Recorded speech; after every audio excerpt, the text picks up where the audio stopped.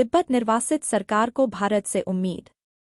तिब्बत की निर्वासित सरकार पर्दे के पीछे चीन की सरकार से बात कर रही है। इससे संकेत मिल रहे हैं कि दोनों ही पक्ष लंबे समय से अटकी पड़ी द्विपक्षीय बातचीत को फिर से शुरू करने के इच्छुक हैं। तिब्बत के सर्वोच्च धर्मगुरु दलाई लामा और चीन की सरकार के बीच पहले भी बातचीत हो चुकी है, लेकिन तिब्बत में चीन विरोधी प्रदर्शनों और चीन की तिब्बत के प्रति कट्टर सोच के चलते वह बातचीत बेनतीजा समाप्त हो गई थी। उसके बाद से दोनों पक्षों में कोई बातचीत नहीं हुई थी। भारत के धर्मशाला में चल रही तिब्बत की निर्वासित सरकार सेंट्रल तिब्बतन एडमिनिस्ट्रेशन के प्रधानमंत्री पेम्पा शेरिंग ने चीन के साथ अनौपचारिक बातचीत चलने की पुष्टि की है। उन्होंने बताया कि उनके वार्ताकार चीन के लोगों से बात कर रहे हैं, लेकिन अभी इस बातचीत से कोई नतीजा निकलने की उम्मीद करना गलत है। शेरिंग ने बताया कि हम बीते साल से पर्दे के पीछे बातचीत कर रहे हैं, लेकिन अभी इससे उम्मीद करना बेमानी है। यह एक लंबी प्रक्रिया है। मेरे वार्ताकार चीन के लोगों से बात कर रहे हैं। सीटीए के एक अन्य वरिष्ठ नेता ने बताया कि चीन के साथ बातचीत ही तिब्बत मुद्दे का समाधान कर सकती है। चुनाव भाषण पर चुनाव आयोग ने जारी किया नोटिस। आचार संहिता के उल्लंघन के आरोपों पर चुनाव आयोग ने पीएम मोदी और कांग्रेस नेता राहुल गांधी के भाषणों पर स्वतः संज्ञान लेते हुए नोटिस जारी किया है। चुनाव आयोग ने 29 अप्रैल सुबह 11 बजे तक दोनों पार्टियों से जवाब मांगा है। भाजपा और कांग्रेस दोनों पार्टियों ने एक दूसरे के नेताओं के खिलाफ चुनाव आयोग में शिकायत दर्ज कराई थी और धर्म, जाति, संप्रदाय और भाषा के नाम पर लोगों के बीच नफरत फैलाने और अलगाववाद को बढ़ावा देने का आरोप लगाया था। चुनाव आयोग ने इस मामले में जन प्रतिनिधि कानून की धारा 77 की शक्तियों का इस्तेमाल करते हुए स्टार प्रचारकों के आचरण के लिए पार्टी अध्यक्षों को जिम्मेदार माना है और दोनों पार्टियों के अध्यक्षों को नोटिस जारी किया है। चुनाव आयोग ने 29 अप्रैल को सुबह 11 बजे तक नोटिस का जवाब देने का निर्देश दिया है। चुनाव आयोग ने कहा कि राजनीतिक पार्टियों को अपने उम्मीदवारों, स्टार प्रचारकों के आचरण की जिम्मेदारी लेनी होगी। खासकर शीर्ष पदों पर बैठे लोगों द्वारा चुनाव प्रचार के दौरान ऐसे भाषण और भी चिंताजनक है और इसके गंभीर परिणाम हो सकते हैं। दरअसल पीएम मोदी ने बीते दिनों राजस्थान में एक रैली के दौरान कहा था कि अगर कांग्रेस सत्ता में आई तो वह लोगों की संपत्ति को घुसपैठियों और ज्यादा बच्चे पैदा करने वालों में बांट देगी।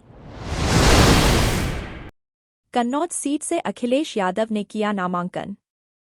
चौथे चरण के लिए 13 मई को होने वाले चुनाव के लिए नामांकन का आज आखिरी दिन है। सपा के राष्ट्रीय अध्यक्ष अखिलेश यादव आज दोपहर 12 बजे कन्नौज संसदीय सीट के लिए अपना नामांकन दाखिल किया। उन्होंने 4 सेट में अपना पत्र दायर किया है। इस दौरान उनके साथ रामगोपाल यादव, सपा जिलाध्यक्ष कलीम खान, पूर्व विधायक कल्याण सिंह दोहरे और पार्टी के प्रदेश सचिव आकाश शाक्य प्रस्तावक के रूप में मौजूद हैं।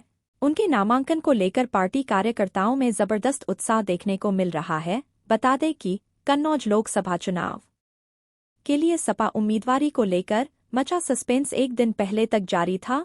बुधवार की शाम यह तय हुआ था कि यहां से सपा के उम्मीदवार अखिलेश यादव ही होंगे। उनके पहले यहां से तेज प्रताप यादव को उम्मीदवार बनाया गया था। दरअसल 2 दिन पहले अखिलेश यादव के भतीजे तेज प्रताप यादव को कन्नौज से उम्मीदवार घोषित किया गया था। इसे लेकर कार्यकर्ताओं में नाराजगी थी। ये बात पार्टी आलाकमान तक पहुंची। मंगलवार की शाम से ही यह तय माना जा रहा था कि अब अखिलेश यादव ही यहां से चुनाव लड़ेंगे। बुधवार की शाम इसका बाकायदा ऐलान हो गया है। जिलाध्यक्ष कलीम खान ने बताया था कि पिछले 2 दिनों की रिपोर्ट पार्टी प्रमुख तक पहुंचा दी गई थी। पटना जंक्शन स्थित टल में लगी भीषण आग। राजधानी पटना में जंक्शन के ठीक सामने स्थित बहुमंजिले पाल होटल में गुरुवार सुबह भीषण आग लग गई। सुबह करीब 10:30 बजे आग की सूचना सामने आई और लगभग आधे घंटे के अंदर पूरी बिल्डिंग आग और धुएं से भर गई। होटल के बगल वाली बिल्डिंग में भी आग पहुंच गई और दोनों बिल्डिंग से सिर्फ आग और धुआं ही दिखा। इससे सटे पटना किराना को भी आग से खतरा है। अग्निशमन दस्ते का इंतजाम इस आग के सामने कमजोर साबित हो रहा है। बिल्डिंग के सामने स्थित पुल पर भी भीषण जाम लग गया है और स्टेशन रोड भी पूरी तरह जाम है। इधर अगलगी के करीब 1.5 घंटे एक शख्स की लाश बाहर निकाली गई। इसके आधे घंटे बाद 2 युवतियों की लाशें बाहर निकाली गई। खबर लिखे जाने तक कुल 3 लोगों की मौत की पुष्टि हो चुकी है। वहीं 4 लोगों बुरी तरह से झुलस गए हैं। इन्हें पीएमसीएच में भर्ती करवाया गया है। स्थानीय लोगों का कहना है कि किचन में लगी आग ने 4 मंजिला इमारत को अपनी जद में ले लिया ऊपर के फ्लोर पर नाश्ता कर रहे लोग इसकी चपेट में आ गए। घटना के बाद इलाके में हड़कंप मच गया। फायर ब्रिगेड की टीम रेस्क्यू ऑपरेशन चलाकर लोगों को बाहर निकालने में जुटी हुई है। शरद पवार ने जारी किया घोषणा पत्र। लोकसभा चुनाव के लिए राष्ट्रवादी कांग्रेस पार्टी शरद चंद्र पवार ने अपना घोषणा पत्र जारी कर दिया है। घोषणा पत्र में महिला सुरक्षा के लिए काम करने का वादा किया गया है। साथ में घोषणा पत्र में एलपीजी सिलेंडर की कीमत कम करने का भी वादा किया गया है। बता दें, पार्टी ने अपने घोषणा पत्र का नाम शपथ पत्र रखा है। इस बीच शरद पवार ने अमित शाह के किसानों की आत्महत्या को लेकर दिए गए बयान पर पलटवार किया।